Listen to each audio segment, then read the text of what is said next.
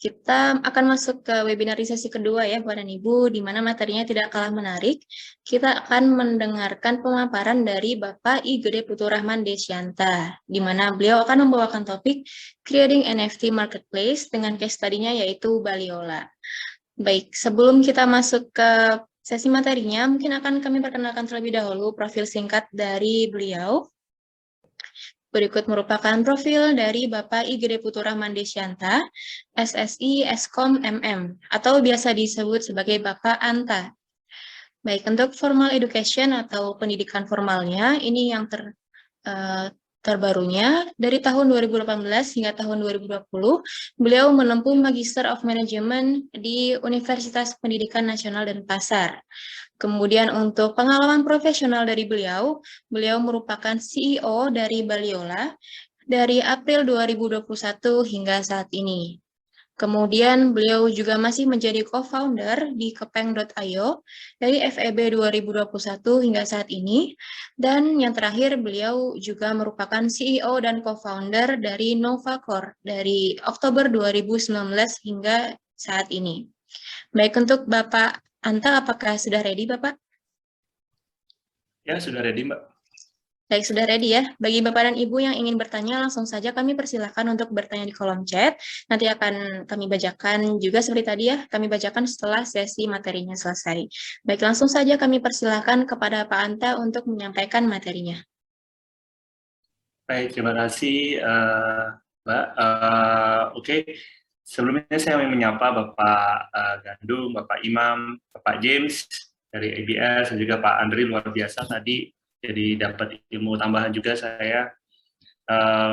Dan memang dilihat nih menarik sekali dari Peruri sudah masuk, dan tadi Pak Imam menjelaskan bagaimana jalurnya dari Peruri untuk mengedukasi, membangun talent, dan membangun industri blockchain di Indonesia. Ini sebenarnya menjadi semangat baru sih bagi kita juga Baliola di Bali. Baik, saya izin share layar saya terlebih dahulu.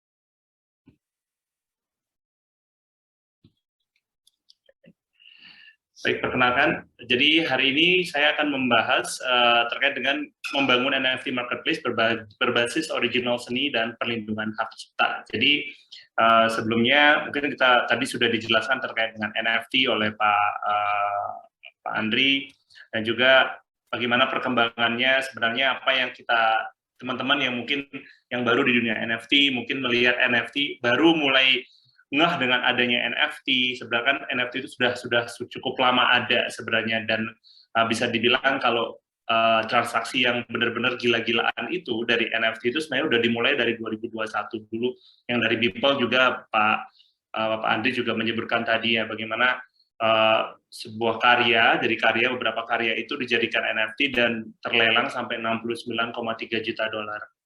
Nah, ini mungkin beberapa dari artis, atau ada dua. Di sini ada Raka Jana, ini seniman dari Bali sendiri, ilustrator dari Bali yang sekarang sangat concern dengan NFT, bahkan sampai join dengan Bali United membangun project NFT sendiri.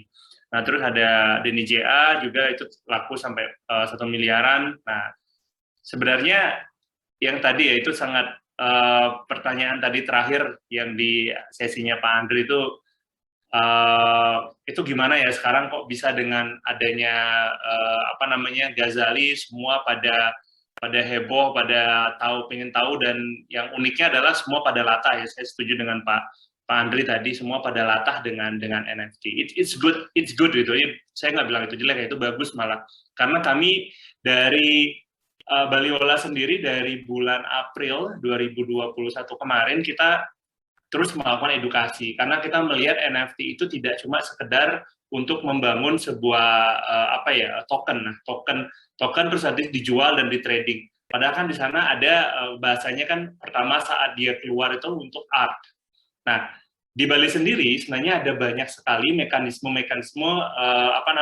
karya seni yang dijual. Nah, masalah pertama yang dihadapi oleh Bali saat pandemik ini kan adalah seni yang mungkin di dunia pariwisata kena dengan dampak pandemik, tapi yang paling kena itu sebenarnya seniman. di Bali. Mungkin dulu saat teman-teman seniman mendukis atau membuat sesuatu, tinggal buka toko di depan, pasti ada yang mendatangi dan akhirnya membeli karya mereka. Tetapi permasalahan sekarang di saat pandemik, di mana orang-orang tidak bisa lagi berjalan-jalan seperti itu bebas dan gimana pun, ada keterbatasan dari para seniman. Jadi mereka tidak tahu harus kemana lagi jualan. Akhirnya mereka beralih profesi. Ada yang menjadi petani, ada yang menjadi tukang parkir, ada yang, dan itu sangat menyedihkan sekali. Dan kita perlu melakukan sesuatu. Dengan teknologi NFT, kita melihat kita bisa membantu para seniman untuk bisa masuk ke ranah digital ini, yang dimana marketnya sangat amat besar sekali. Kita nggak ngomong, kalau ngomong NFT itu, kita nggak bisa ngomong cuma Indonesia gitu, tidak. Tapi malah seluruh dunia. Ini yang kemarin viral, Gozali, ini saya juga setuju, ini benar-benar saat kita mengenalkan NFT di Bali, datang ke kampus-kampus, mungkin terus datang ke pemerintahan, datang ke masyarakat, tidak banyak yang ingin tahu tentang NFT.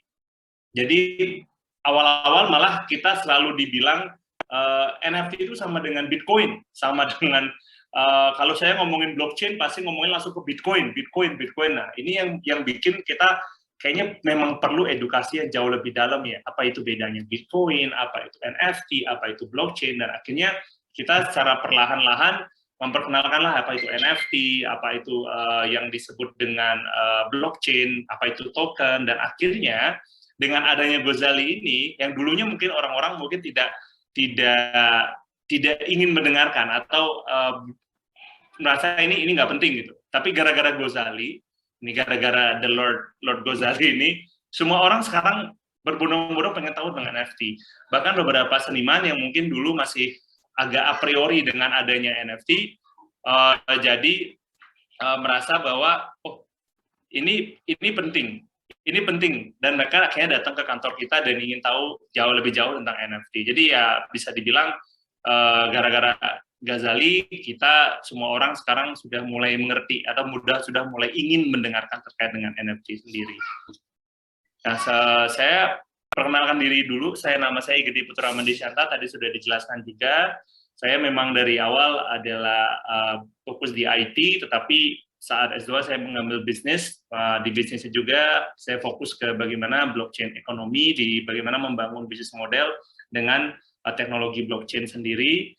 Nah, mungkin tadi sudah dijelaskan dengan Pak Andri, mungkin saya cuma merefresh kembali dalam definisi kami ya. Jadi apa sih itu token? Sebenarnya kan token ini hal-hal yang bisa dibilang ini adalah sesuatu yang merepresentasikan terhadap aset. Jadi sebenarnya token secara secara term, token itu cuma sebagai pengganti atau sebagai istilahnya sebagai tanda bahwa ada sesuatu, ada nilai yang disimpan di sini. Nah, dari definisi inilah sebenarnya kita melihat bahwa memang ada dua jenis token nih, yang kalau kita ngomongin tentang transferable-nya ya, ada fungible token, ada juga non-fungible token. Kalau fungible token ini adalah token yang bisa kita tukarkan langsung, contoh seperti Bitcoin, Ethereum, atau yang lainnya. Sedangkan NFT, nah ini tidak bisa ditukarkan begitu saja, karena dia memiliki keunikan sendiri. Setiap token itu memiliki nilai yang sendiri, dan setiap token itu tidak bisa merepresentasikan satu sama lain. Jadi mereka itu memang benar-benar mempunyai nilai yang sendiri-sendiri. Nah, dari sini kita dari Bali Ola ini kita melihat memang kasus dari seniman sekarang ini adalah terutama seniman rupa ya, seniman pelukis atau ilustrator atau mungkin lebih ke arah pematung. Nah, itu teman-teman di seniman ini sering sekali bisnis modelnya itu adalah beli putus. Padahal dalam sebuah karya itu kita lihat bahwa satu karya itu memiliki dua hak sebenarnya. Jadi nggak cuma ada hak milik, tapi ada juga hak cipta di sana. Yang dimana hak cipta ini malah yang akan memberikan nilai kepada karya tersebut. Gitu. Jadi hak cipta itu walaupun barang ini dijual, hak cipta tetap akan melekat. Gitu. Dan hak cipta ini yang membuat karya ini memiliki nilai tertentu. Nah, dari sinilah kita lihat bahwa mekanisme smart contract dalam NFT ini sebenarnya bisa kita gunakan untuk melindungi hak cipta para seniman. Nah, dari sini kita mencoba untuk mencari bisnis model yang tepat. Kita mencoba untuk mencari cara untuk bisa nanti seniman setiap penjualan karya seninya akan terus mendapatkan royalti. Nah, ini yang bisa membuat kalau sekarang kan agak susah nih ya, jujur aja kami agak susah bisa menemukan master-master baru atau seorang master yang seperti dulu kalau lukisan kan ada banyak master ya di dunia lukis. Sedangkan kalau sekarang yang baru-baru, banyak kan seniman kita itu memulai dengan memproject, jadi meroject. Nah, dengan adanya NFT, harapan kami para seniman ini bisa bisa mengekspresikan dirinya dan bisa membuat karya-karya yang benar-benar original sekali dari hati mereka, dari inspirasi mereka sendiri. Jadi tidak karena harus meroject lah, harus apa. Nah, itu yang kita ingin para seniman kita temui sekarang. Nah, dari sinilah kami dari problem ini, pertama ya seniman ini, banyak seniman tidak memiliki showcase, jadi di mana nih harus kita jual karyanya. Nah, nanti kalau saya jual karyanya online, nanti gimana hak ciptanya? Nah, ini yang banyak sekali pertanyaan itu terjadi. Dan yang kedua, terus pasti ada pembajakan. Ini contoh, ada beberapa pelukis kami yang di Bali, itu malah dijual karyanya di NFT, di OpenSea. Itu difoto, lukisannya terus akhirnya dijual di OpenSea. Nah, ini kan bisa dibilang sangat merugikan ya bagi seniman, karena kan kita lihat di OpenSea itu ada namanya royalty fee. Nah, yang dapat royalty fee itu bukan senimannya sendiri, tapi malah yang menjual di OpenSea sendiri. Nah, itu juga terjadi beberapa kemarin di bulan Februari 2021, kami juga menemukan ada beberapa ilustrator digital yang ada di sekitaran kami. Mungkin ini kasusnya nggak cuma di kami saja, tapi ada di beberapa tempat di Indonesia mungkin. Tapi yang kami temui adalah ada beberapa ekspatriat yang membayar seniman-seniman kita, membayar ilustrator kita untuk menciptakan karya, misalnya dibayar 25 juta setiap bulan, tapi mereka harus menciptakan karya satu minggu itu 30 ilustrasi. Nah, ngomongnya itu buat baju kaos gitu. Tetapi usut punya usut kita lihat mereka jual di OpenSea.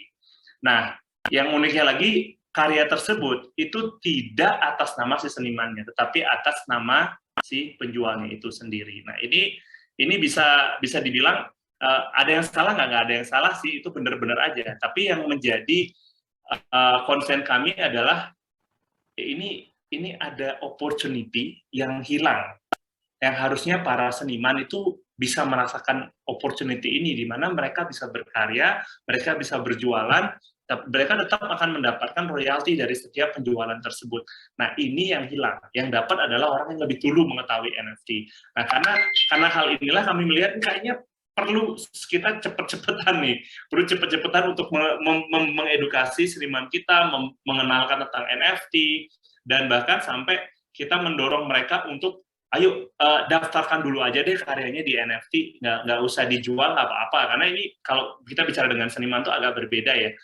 Seniman itu tidak serta-merta hanya sekedar uang beli mereka. Jadi teman-teman seniman itu juga ada namanya ekspresi diri, ada juga namanya eksistensi, dan juga bagaimana mereka ingin menunjukkan bagaimana sih imajinasi mereka. Nah, tidak serta-merta tentang uang. Nah, disinilah kita lihat, coba dulu deh daftarin dulu di NFT, direkam dulu saja menjadi token. Nah, ini anggap aja ini sebagai bahwa saya pertama loh, karena kan saat kita rekam ke NFT, dia diminting, itu sudah langsung kecatat, dan jam berapa, kapan, siapa yang memintingnya, nah itu kan sudah ada. Nah, ini bisa menjadi data nanti, kalau misalnya ada yang membajak atau segala macam, mungkin ini bisa digunakan gitu loh, untuk sebagai bukti bahwa saya yang pertama untuk menciptakan karya ini. Nah, ini sih sebenarnya arahnya ke sana terlebih dahulu ya, karena kan ada banyak lagi hal di secara regulasi kan juga masih belum clear juga terkait dengan hak cipta dengan NFT ini sendiri. Tetapi ini bisa menjadi peluang. Nah, seniman juga seringkali tidak dibayar. Jadi bisnis model yang ada di seni itu biasanya seniman tidak tahu berapa sih lukisannya atau seninya itu dijual sebenarnya ke end user atau ke kolektor. Nah, ini yang kita ingin buka, karena mau nggak mau kami sering banget melihat seniman yang dimana di akhir hidupnya sangat miskin sekali, dilukis saja terkenal di mana-mana, tetapi anak cucunya malah tidak mendapatkan apa-apa. Nah, ini juga menjadi concern kami. Mungkin dengan adanya NFT, kami mencoba untuk mendekatkan problem ini ke solusi yang nantinya bisa malah mendorong si seniman itu untuk berkarya, tapi juga menjamin kehidupan dari seniman itu serta keturunannya. Karena kan apapun yang terjadi, seniman itu menurut saya pribadi itu pekerjaan yang luar biasa, bisa dibilang susah sebenarnya gitu. Nah, di solusi berikutnya dari problem itu makanya kita mencoba untuk membangun marketplace NFT untuk seniman yang memperlihatkan semua nilai dari sebuah karya. Jadi Bali Ola sendiri kita melihat NFT itu tidak hanya sekedar ini foto gua, ini lukisan gua foto terus gua jadiin NFT. Nggak sekedar itu, karena yang bisa dijadikan NFT nggak cuma masalah fotonya, bagaimana dengan momentumnya, bagaimana dengan filosofinya, bagaimana dengan storytelling-nya. Nah, di seni sendiri yang membuat sebuah karya itu mahal itu sebenarnya storytelling. Bagaimana kita menceritakan karya tersebut. Nah, yang kedua adalah marketplace NFT yang memiliki mekanisme pengecekan dulu terhadap seniman dan karya terlebih dahulu. Nah, ini kenapa kita lakukan? Kan tadi seperti Pak Andri juga mengatakan bahwa kalau memang semua orang masuk ke dalam NFT, takutnya seniman-seniman kita yang sudah hype atau yang ini nggak punya tempat, kebanyakan distorsi. Nah, disinilah kita ingin bahwa orang-orang yang masuk ke Baliola itu dia tidak terdistors. Mereka tahu bahwa yang mereka lihat itu seniman beneran, mereka tahu bahwa semua karya itu asli karyanya seniman, dan mereka tahu bahwa barang-barang yang dijual di Baliola ini adalah original dari seniman tersebut. Seperti itu. Nah, dari sini Baliola kita memperkenalkan, kita membangun Baliola NFT Marketplace Platform dengan pasar internasional yang memastikan keaslian dari karya yang dijual. Nah, mungkin teman-teman bingung ya, ini Baliola, maksudnya ini semua harus seniman Bali? Enggak, Bapak. Jadi mohon maaf, namanya Baliola itu Bali Online Art. Bali itu kenapa kami pakai Bali? Karena ini terkait dengan branding aja sih Bapak. Jadi kami berfokus untuk keluar negeri, tapi dengan branding yang paling gampang didengar oleh orang luar, yaitu Bali. Kalau udah urusan seni, mungkin kan ada Jogja, ada Bali. Nah, ini kita coba menggunakan Bali terlebih dahulu karena kita starting dari teman-teman di Bali. Tapi bukan berarti karyanya itu hanya di Bali saja. Kami malah sudah mulai mengekspos beberapa seniman juga yang dari Jogja, yang dari Bandung gitu. Karena semangat kami bukan untuk hanya seniman yang di Bali, tapi ke seluruh Nusantara. Gitu. Nah, ini sebenarnya features-nya Baliola, kita punya mesin minting sendiri, kita ada proses validasi artis, verifikasi artwork-nya, terus kita juga ada mekanisme NFT yang agak unik, kami memiliki namanya NFT production, jadi kita membantu seniman itu untuk meng-NFT-kan, jadi tidak hanya sekedar ini saja, jadi semuanya bisa kita lakukan. Nah, ini proses validasi kami. Jadi ini bedanya Bapak, mungkin saat kita sering masuk ke dalam ditanya gitu, validasi dan verifikasi berarti Anda punya kurator ya. Nah, maaf Bapak Ibu, kami bukan mengkurasi. Ini bedanya. Validasi ini adalah proses KYC sebenarnya, bahwa kami tahu siapa artisnya. Kami tahu mereka punya karya, kami tahu karya mereka apa saja, aliran mereka seperti apa. Sekaligus kami juga mengedukasi mereka tentang NFT. Nah, setelah proses validasi selesai, maka artis akan memiliki etalase yang bisa mereka taruh barangnya. Nah, setelah saat mereka memasukkan barang, memasukkan artwork, ada proses verifikasi. Jadi kita membuat surat pernyataan dengan artisnya, itu baik ada yang digital, ada yang offline sendiri kalau mereka kantor, kalau nggak ada yang digital, bahwa itu benar karyanya itu punya si seniman itu sendiri. Wah, ini agak ribet ya masuk Baliola gitu ya. Kita bukan mau memperibet Pak, tapi kami ingin memastikan bahwa yang masuk di dalam Baliola itu memang benar-benar karya-karya yang original punya senimannya.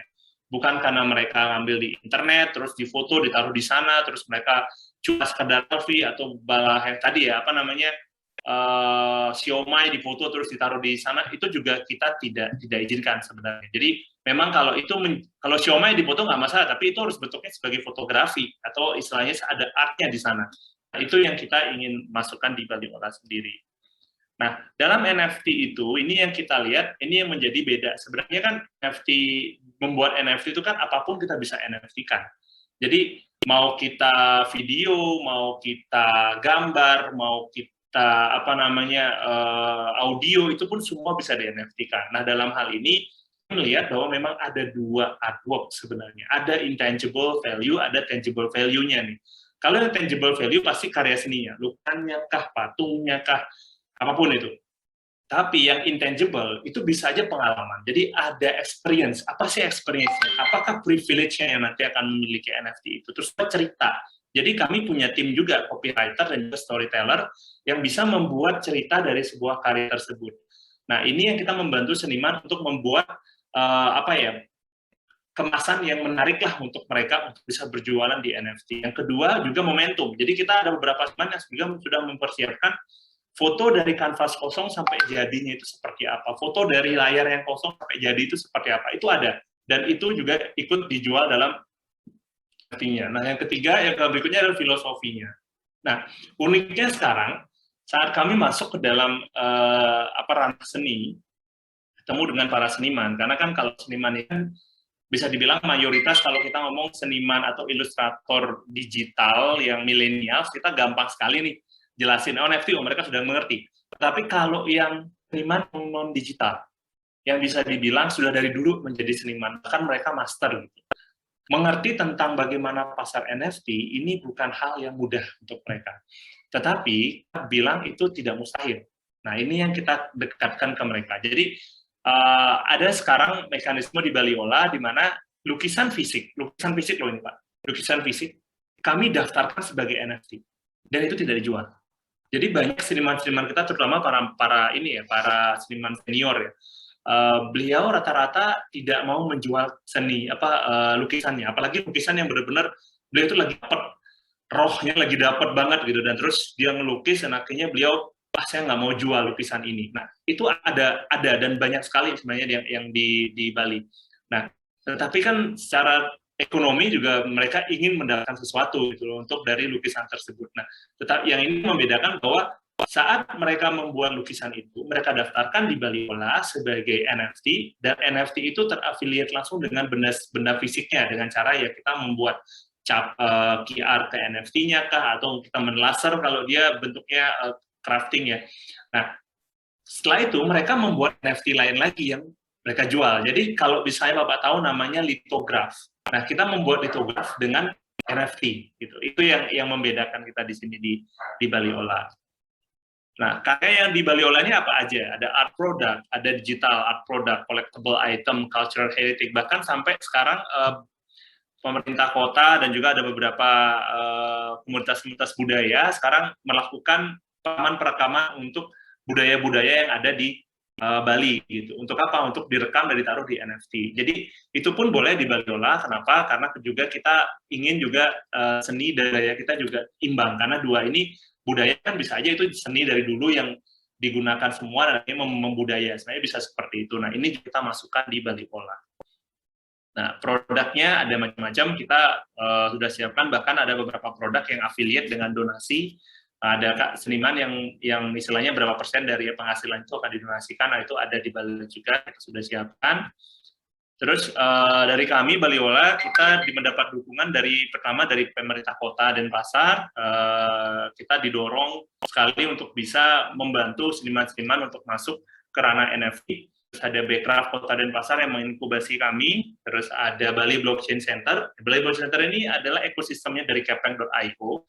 Jadi kita memang mempersiapkan talent-talent blockchain yang ada di Bali, kita mempersiapkan ekosistem blockchain, melakukan edukasi ke pemerintah, ke pebisnis, masyarakat, perguruan tinggi, untuk bisa istilahnya mempersiapkanlah Bali sebagai salah satu hub-nya dari blockchain di Indonesia seperti itu. Jadi biar bisa juga kita menarik, istilahnya kalau bisa dibilang we are do everything, supaya kita juga bisa menarik industri-industri baru ke Bali, tidak cuma di pariwisata saja.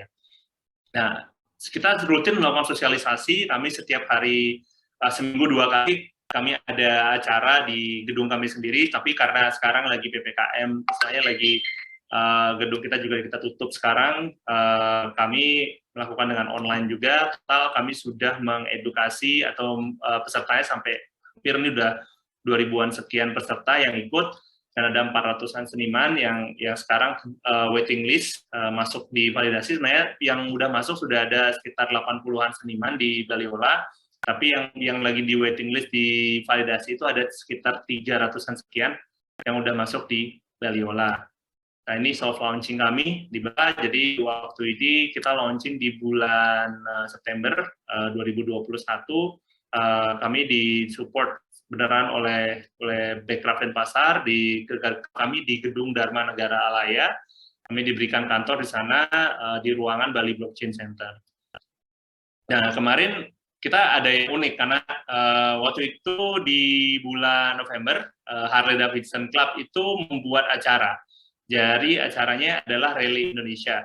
Nah, saat itu kita berdiskusi dengan panitia bahwa kita ingin membuat hal yang unik di HDCI Indonesia Rally 2021 gitu. Jadi kami bekerjasama dengan panitia HDCI Indonesia Rally ini, kita membuat lomba untuk ilustrator. Jadi para ilustrator itu diminta untuk merespon logo Harley Davidson Club. Dan akhirnya malah nge-hype banget. Jadi kita punya karya, ada 18 karya yang sudah istilahnya udah laku terjual gitu, sampai tidak lebih dari 1 jam ini sudah habis.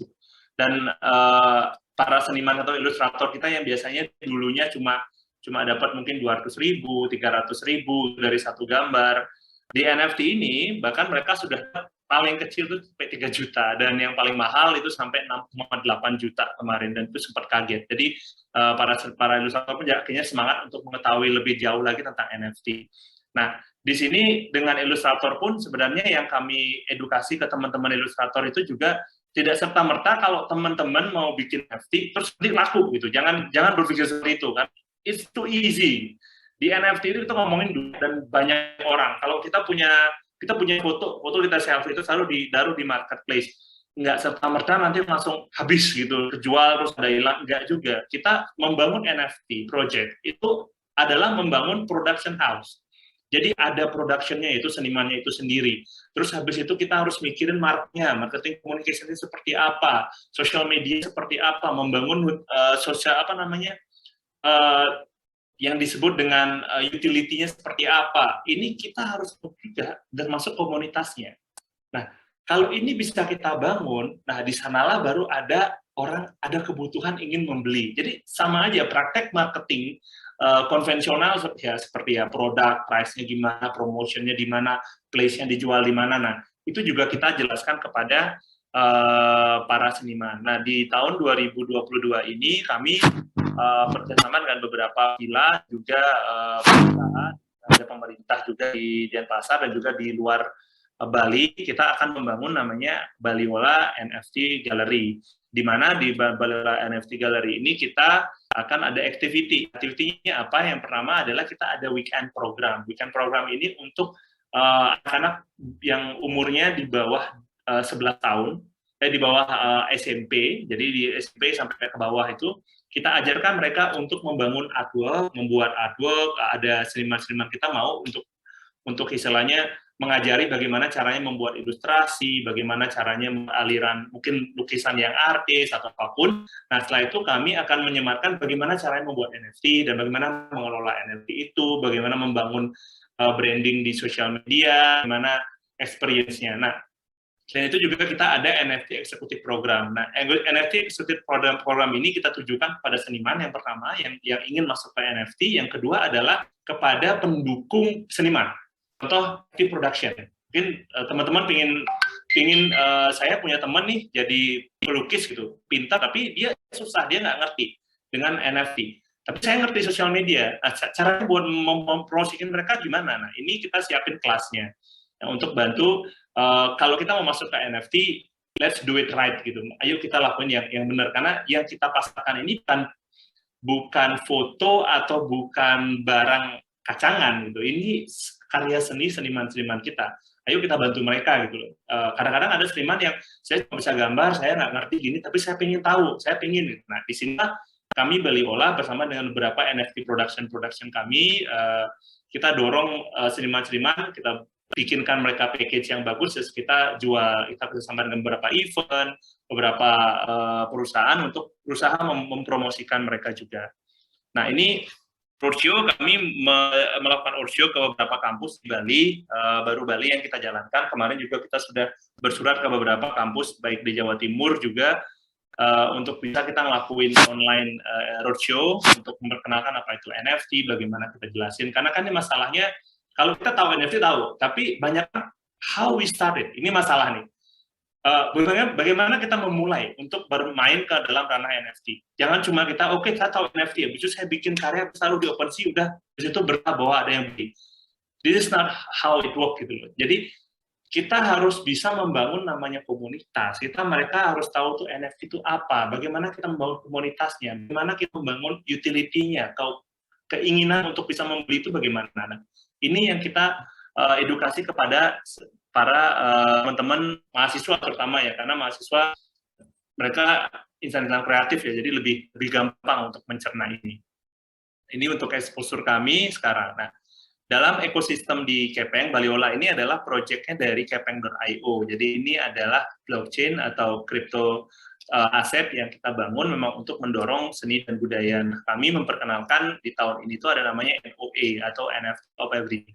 Di mana NFT of Everything ini sebenarnya arahnya ke metaverse, arahnya ke metaverse.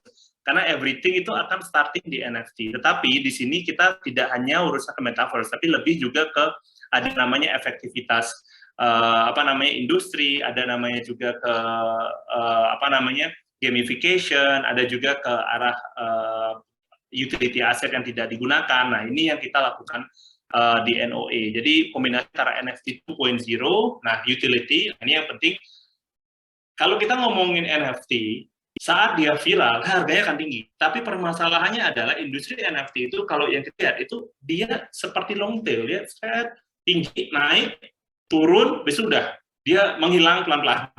Nah, permasalahan di sini, kita membuat sebuah hipotesa kali ya, bahwa gimana kalau NFT ini kami taruhkan utility. Gitu. Jadi misalnya kalau saya bikin, kayak kami yang kita lagi coba kerjasamakan dengan beberapa artis, ada 2 artis yang sudah kerjasama dengan kita, ada Raka Jana sama Pandey Art. Gimana kalau teman-teman seniman ilustrasi ini, apa karya teman-teman sekarang?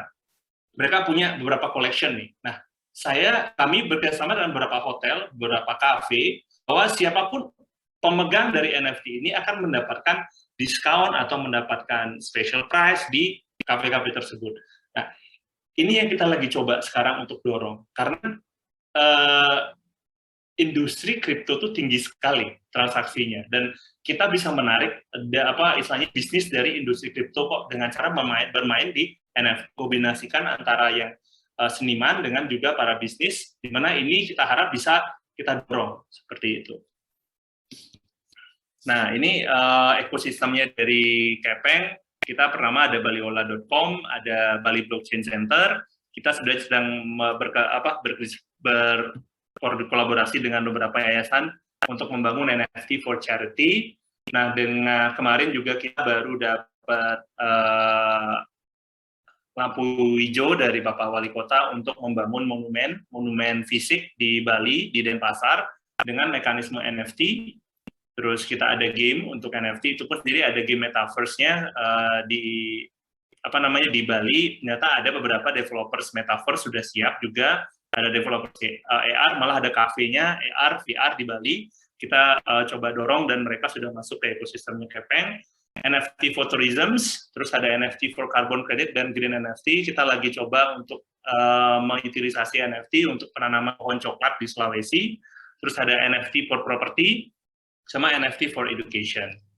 Jadi ini contoh yang kemarin kita dapat penggunaan NFT untuk token collaboration, mengumpulkan dana dari masyarakat, bukan mengumpulkan dana, tepatnya adalah menjual NFT, di mana dananya yang kita dapat dari penjualan NFT tersebut, kita kembangkan menjadi patung. Nah, patungnya sebelah kanan ini patung dari Simpang 6 Tipu Umar. Kita bangun tingginya 12 meter, kemarin sudah dapat lampu hijau dari Pak Wali Kota, dan kita sedang proses sekarang adalah audit dari kontraktor untuk memastikan bahwa semua dana dan yang dibutuhkan itu benar. Kami juga meng-hire auditor auditor eksternal dan juga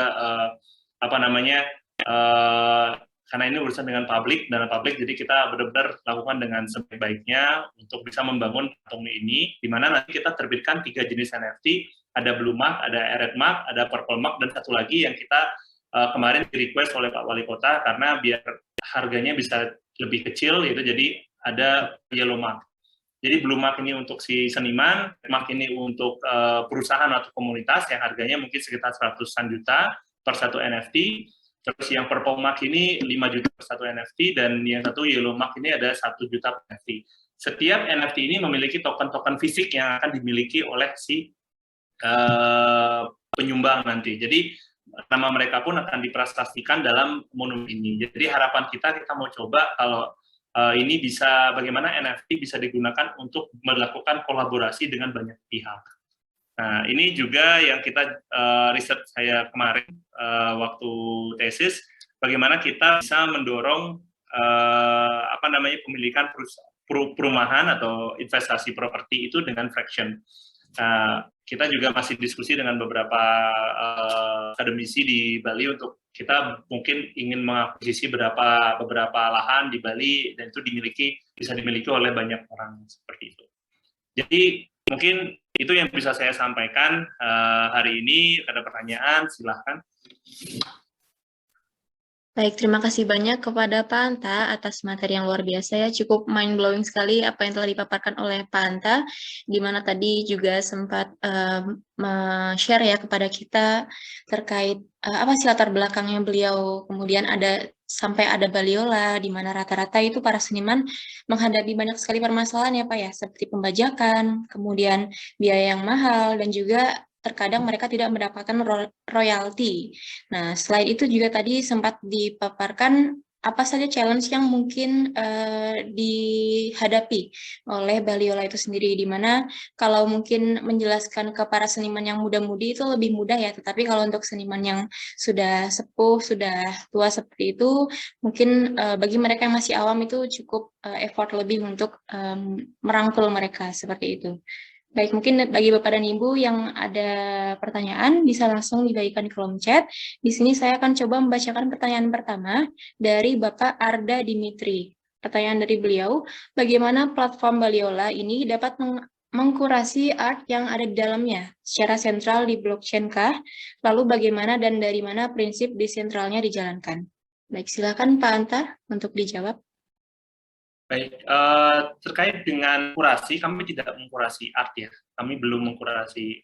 Jadi prosesnya cuma KYC saja, memastikan bahwa produk yang dijual di sana para seniman masih aman. Nah, desentralisasinya di mana? Desentralisasi kita tuh ada di NFT-nya sendiri, di mintingnya, tapi memang Baliola ini semi decentralized. Kita fair ngomong kita semi decentralized. Kenapa seperti itu? Karena ada beberapa hal yang kalau di seni ini kita masih tetap harus bertanya gitu. Kalau misalnya full decentralized seperti OpenSea atau yang lainnya, kami takutnya terjadi seperti yang kemarin, adanya distraction.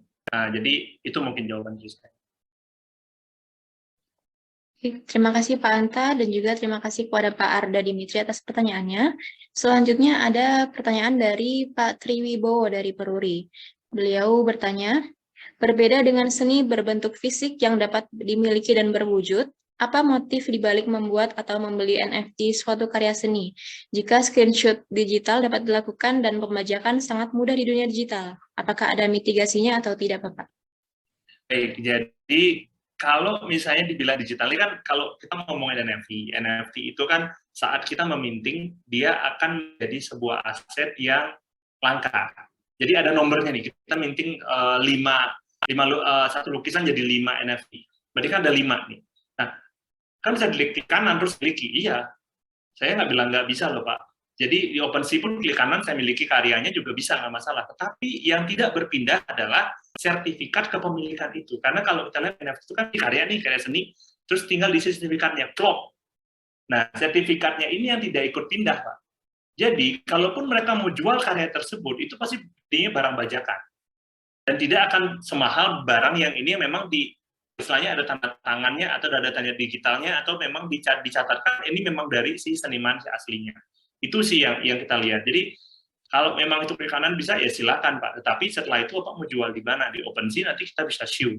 Nah, terkait dengan mitigasinya ini, kami masih diskusi dengan beberapa pihak Pak terkait mitigasi kalau nanti barang-barang ini dibajak dan segala macam. Bahkan kami sudah ketemu dengan beberapa lawyer bahwa harapan kita bahwa nanti semua karya yang ada, semua seniman yang ada di Baliola bisa dilindungi oleh lawyer. Karena sampai sekarang pun seniman masih banyak kok yang tidak terlindungi karya seninya. Tapi ini masih banyak kita harus diskusikan.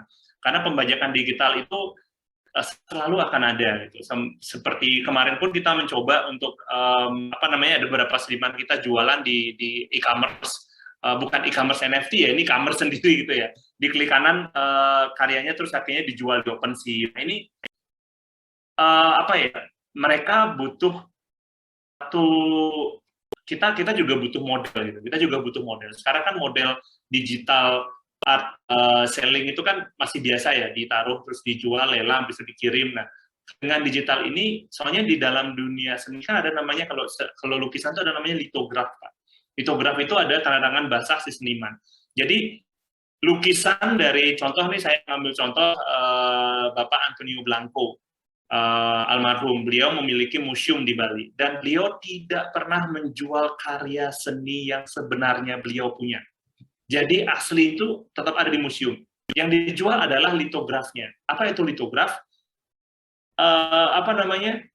Replika asli yang dibuat dan disetujui oleh penciptanya. Nah, pembuatan litograf ini sekarang mungkin ada biayanya cukup besar, tapi dengan NFT kita bisa istilahnya mempercepat proses pembuatan litograf, karena tinggal bikin NFT, blek, udah dijual. Seperti itu. Nah, ini yang kita lihat bisa kita coba membuatkan sedikitnya contoh ya untuk para seniman, untuk para teman di dunia seni, bahwa ada loh mekanisme seperti ini kita bisa coba, dan kita harap dari pemerintah juga melihat mekanisme ini dan bisa melindungi juga seniman. Nggak cuma bisa memperkuat juga undang-undang nanti yang ada untuk para seniman ini. Mungkin itu, Pak. Oke, siap Bapak. Terima kasih. Jadi jangan khawatir ya Bapak dan Ibu, nanti akan ada lawyer dari Baliola untuk melindungi nanti. Baik, selanjutnya mungkin karena kita masih memiliki banyak waktu, saya coba bacakan pertanyaan dari Pak Diki dari Prori. Beliau bertanya, berdasarkan pemaparan materi Bapak terkait NFT art Baliola, secara garis besar yang saya tangkap yaitu terkait perlindungan hak kekayaan intelektual seniman. Apakah hal ini sudah ada pengaturan dalam regulasi nasional atau belum? Sudah ada undang-undang dalam hak cipta itu sebenarnya sudah ada, tapi itu kan perdata. Dan bisa dibilang banyak dari testimoni mengatakan mereka belum merasa terlindungi. Seperti itu. Jadi apa yang Baliola atau apa yang kita lakukan dengan teknologi ini berusaha untuk memberikan skema yang baru sebenarnya, skema baru. Kita coba seperti ini, kita ajukan kepada kementerian mungkin atau kemana, bahwa kalau gini bagaimana ya modelnya. Kita kan bisa dibilang kami berusaha untuk memberikan solusi juga kepada pemerintah, karena kan dan kepada teman di seniman, karena kan mau nggak mau harus ada yang melakukan dulu seperti itu. Nah, ini yang kita lakukan sebenarnya di Baliola. Tapi kalau apakah ada pengaturan di regulasi, sebenarnya hak cipta itu sudah ada di undang-undang. Saya lupa undang-undang nomor berapa, tetapi sudah ada. Tapi bentuknya itu perdata, dan secara praktek banyak seniman yang mengatakan belum terlindungi. Kalau dari segi royalti untuk mungkin musik atau apa itu mungkin sudah sangat firm ya, industri itu benar-benar firm sekali. Tapi kalau dari segi contoh kalau seni rupa kayak lukisan, patung itu agak tidak kuat, dan juga nurture-nya seniman juga tidak suka bikin ribut gitu. Jadi seniman banyak yang introvert dan tidak mau kalau dibajak ya udahlah biarin aja. Banyak juga yang seperti itu. Nah, ini yang bikin karisma dari seni kita tuh jadinya tidak kelihatan berkuat gitu, karena ya kayak diremehkan seperti itu, padahal seni kita luar biasa. Oke, siap. Terima kasih Bapak atas jawabannya. Selanjutnya ada pertanyaan dari Pak Andi Yuniawan, tetapi sepertinya untuk bagian awal pertanyaan itu sudah sempat terjawab ya, di mana beliau bertanya, ketika lukisan sudah dibeli, apakah ada bukti kepemilikan dan juga jaminan bahwa aset tersebut tidak bisa dimiliki oleh orang lain? Kemudian apakah aset NFT ini juga bisa dijadikan sebagai bentuk investasi yang menjanjikan, seperti halnya cryptocurrency? Silakan Bapak. Baik, itu konsep NFT salah satunya untuk jualan. Nah, ini kan lukisan. Nah, lukisan itu ini Pak, di Bali Ola itu seniman memiliki hak untuk menjual NFT yang affiliate dengan karya seninya. Maksudnya fisiknya. Jadi kalau beli NFT-nya, fisiknya juga kita kirim. Atau malah nggak usah. Jadi nggak ada fisiknya. Itu cuma digital aja. Nah, itu terserah pada senimannya. Lah kok bagaimana saya tahu saya memiliki? Nanti Bapak ada wallet, ada MetaMask. Kita karena pakai jaringan Avalanche, Bapak bisa dilihat di MetaMask kok nanti ada, oh ini ya NFT saya gitu. Nah itu ada di sana. Jadi mekanismenya sudah, pemilikan itu sudah digital, yaitu ya NFT, token itu yang sudah berpindah. Terus apakah ini bisa menjadi investasi? Ya bisa Bapak, bisa banget. Karena yang kenapa kami juga larinya ke seni itu memiliki industri yang dibilangnya bukan cuma sekedar viral. Seni itu memiliki industri yang sudah terbentuk gitu. Jadi cuma kita memindahkan dia untuk ke digital bentuknya NFT. Jadi apakah bisa ya? Bapak bisa lihat sekarang lah lukisan-lukisan, litograf yang dulu kayak kemarin saya ngobrol dengan keluarga dari pemilik anak dari Bapak Andonio Blanco sendiri mengatakan bahwa lukisan bapak beliau itu cuma satu, tapi beliau mencetak litograf sampai berapa 70 biji dan yang mau itu banyak sekali. Jadi kolektor ingin memiliki itu bagaimana caranya karena itu lukisan cuma satu. Akhirnya diciptakanlah litograf di mana harganya jauh di bawah dari lukisan tersebut. Seperti itu sama seperti NFT. NFT dengan lukisan yang Bali Ola itu ada satu dan kadang dijual sama seniman, kadang juga nggak dijual. Karena kadang seniman juga mau nggak, saya nggak mau jual yang ini karena ini ada affiliate dengan karya seni saya cuma mencatatkan saja. Tetapi dia bikin lagi NFT lain di mana itu ada privilege lain. Nah, Bali Ola sendiri nanti di NFT galerinya Bali Ola juga siapapun yang memiliki NFT di galeri NFT dari seniman tersebut pada galeri nanti kalau ada acara di galeri yang menyangkut seniman tersebut mereka boleh ikut acara tersebut. Jadi ada privilege juga kita kasih kepada pemilik-pemilik NFT. Baik, terima kasih banyak kepada Pak Anta atas jawabannya dan juga kepada Bapak dan Ibu untuk pertanyaan yang telah diberikan. Sebelumnya mohon maaf ya karena waktunya terbatas, jadi seluruh pertanyaan tidak bisa kami jawab secara live sekarang, tetapi mungkin nanti bisa didiskusikan di luar sesi ini ya Pak Anta ya. Baik, terima kasih banyak. Hari ini kita sudah belajar banyak ya. Tadi ada dari Pak Andri, dari konsepnya, mulai dari apa itu metaverse, apa itu NFT, kemudian tadi juga layer-layer sudah kita pelajari. Selanjutnya juga tadi kita mendengarkan pemaparan yang luar biasa dari Pak Anta terkait bagaimana NFT khususnya juga di Bali Ola ya case study-nya seperti itu. Nah, bagi Bapak dan Ibu, semoga nanti apa yang telah disampaikan hari ini bisa bermanfaat bagi Bapak dan Ibu ke depannya. Dan selanjutnya saya kembalikan kepada Mbak Nindya selaku MC.